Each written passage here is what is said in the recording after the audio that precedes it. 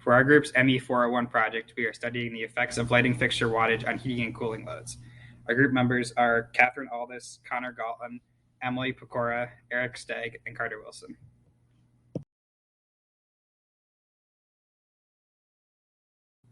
The test objective is to see how the wattages of a lighting fixture in a building affect the cooling load on that building. The key question is how different lighting wattages affect the heat transfer to the surrounding areas of the building. Data collected from this experiment can be used for all different types of buildings.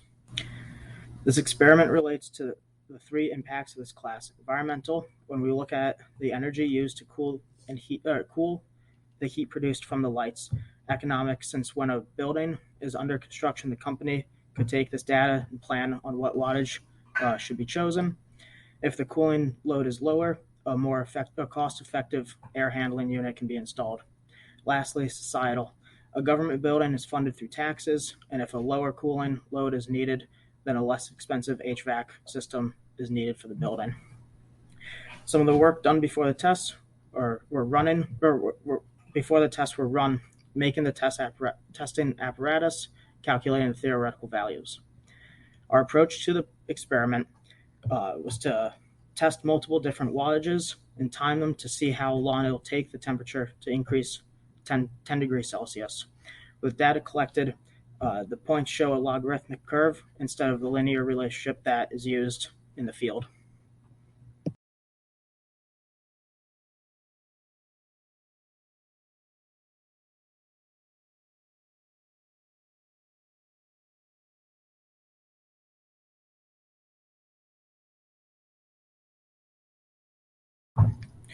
These are the equations we use to calculate the values for the heat load. The only changing variable is the wattage to find how long it will take to heat up in the box.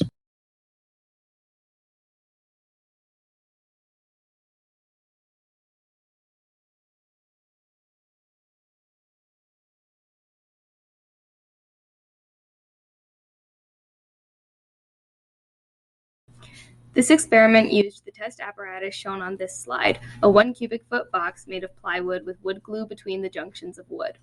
It is lined with fire-retardant gypsum board. A 10-inch disc is cut out of the top of the box with a 2-inch hole to insert each light bulb, and another hole is sized to fit a thermocouple within the box. Lastly, an Omega HH51 multimeter is connected to the thermocouple to read out temperatures within the box. In the experiment, it was assumed that the lighting fixtures in a room affect the temperature of the room over a certain period of time based on the wattage of the light fixture per cubic foot. It was also assumed that the rate at which the lighting affects temperature is a linear relationship with a positive slope.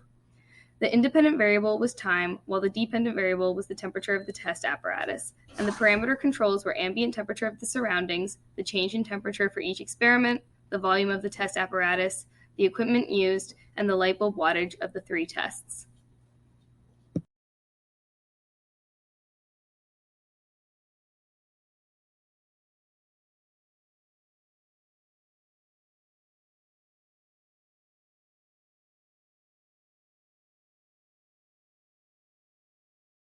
The procedure involved assembling a 1 cubic foot plywood box with wood glue, lining it with gypsum board, and sealing it with fire putty. Then, a 10-inch diameter circle was cut out of the top of the box, and a 2-inch hole was created where the 300-watt light bulb was inserted. The box was reassembled to place the light bulb inside, and the multimeter was set up to record the temperature of the thermocouple. Next, the initial temperature of the inside of the box was recorded, as well as the wattage of the light bulb used, and the light bulb was turned on and stopwatch started. The stopwatch time was recorded every time the temperature inside the box increased by 1 degree. Once the temperature inside increased by 10 degrees, the final stopwatch time was recorded and the light bulb was turned off. After waiting for the temperature inside the box to return to room temperature, the experiment was repeated for the other 2 light bulbs. Each light bulb was tested for 3 trials. Then, time and temperature for each light bulb was plotted to determine a relationship between the 2.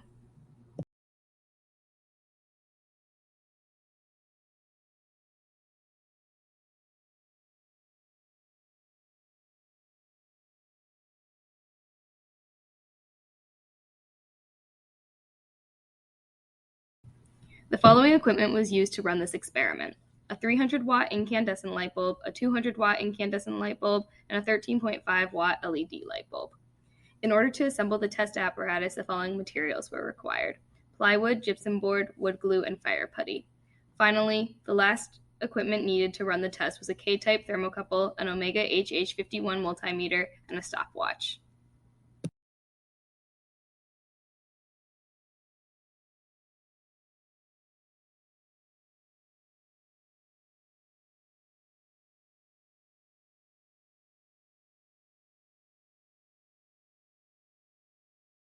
There were minimal hazards and risk in this experiment. The primary risk was the fire hazard associated with heating an enclosed space. Other risks involved were the risk of electric shock, the risks associated with constructing the test apparatus, and the risk of broken glass associated with handling glass bulbs. Several precautions were taken to mitigate these risks. These included using fire-retardant gypsum board inside of the test apparatus and fire putty to seal gaps, only working on de-energized circuits, obtaining MT51 certification, and using caution while handling light bulbs.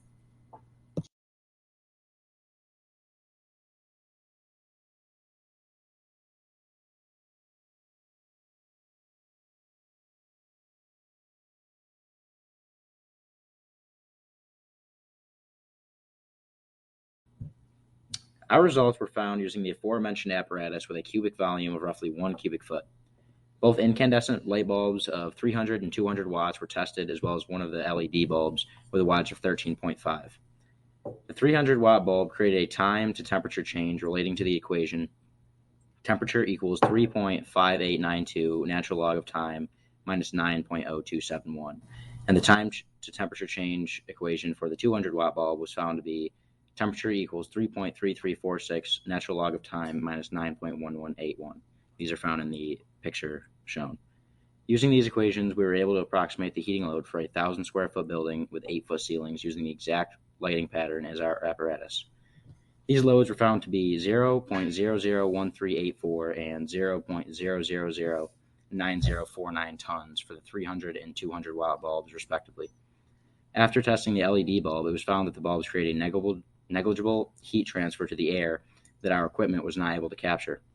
From these results, we can see that the heating load created from the incandescent bulbs and LED bulbs are nearly zero when compared to total loads in a building of the aforementioned size.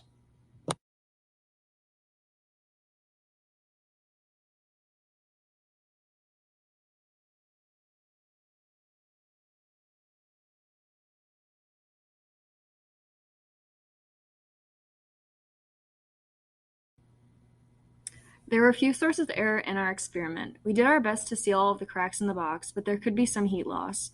Error could also come from human error in timing with the stopwatch or in the measurements we took.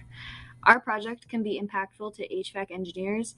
HVAC engineers use software that models a linear relationship between temperature and time. Our results involved a logarithmic curve that flattens out at the maximum temperature per the bulb's wattage. It should be noted that while lighting fixtures contribute to heating loads, it's almost an insignificant amount compared to the loads required to cool buildings in the summer.